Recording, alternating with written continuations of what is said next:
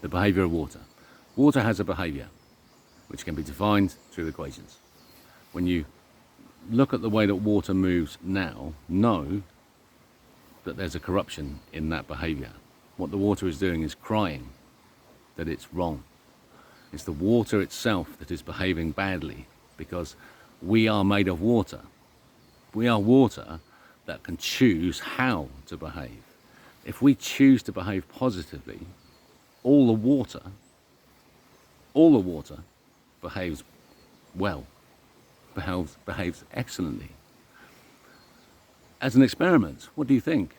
So what I'm suggesting is this, that Levy describes the elastic plastic modulus. The plasticity is the mind membrane, and it's the plasticity of the brain. And the way that the neurons of a brain are described as plasticity, and that's described with an I, capital I, in terms of stiffness of an actual existing entity, a beam, if you like, a beam. Now that beam also has an elasticity, that if you take the eye and you put it on its side and you suspend it either side and you push it in the middle, it has an elasticity. It'll bounce a little. When you load it, it'll bounce a little. And that's E, capital E. So EI is elastic plastic modulus. So just take neurons as plasticity and add elasticity. The mind membrane itself, which the brain replicates in protein, is the invisible entity of consciousness which exists in the other dimension. So this is one. The lower bound is matter. The higher bound is the mind membrane. The mind membrane is also constructed from EI. It's hexagons. It's like a fly's eye. Hexagons, compound eye, an infinite number of hexagons. Each of those hexagons is identical, but there is a wave function moving through the membrane, so it's in motion. You can imagine it flexing slightly in each moment of time. 6.626 times 10 to the minus 34 seconds. There's a wave moves in this membrane. It's a bubble. And so the E is the elastic, and it's the water inside each window. So the eye forms you get 6 eyes and you make a hexagon out of them. Inside there is a spinning water window. Like a piece of glass. The surface, the meniscus of water exists as pure meniscus. There's nothing else. It's the upper bound of water itself, how it exists as meniscus alone. It's infinite vector change. So the last moment before water stops existing because water exists because of acceleration.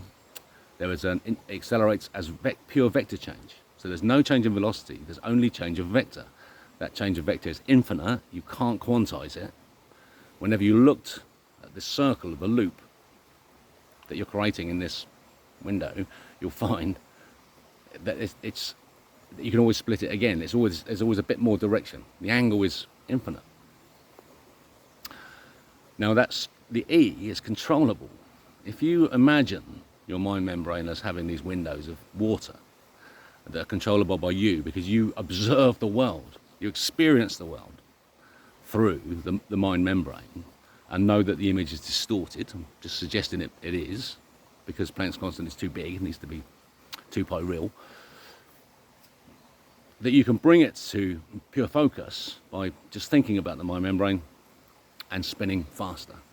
You'll want to get them windows tighter and compress the elasticity of the mind membrane, then you'll get expansion of the neurons. And so it's an exercise. You can do it alone. It's powerful. As a species, watch us, because this is what reality looks like. The mind membrane there's one mind membrane.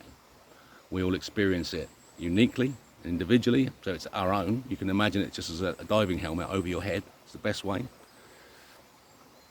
But there's only one species, and ours is on the outside. But there's another one on the outside of that, the corruption, which on the outside like a crust grows. When the species looks too inward, a crust grows on the edge, and that crust is what causes the corruption of our behaviour.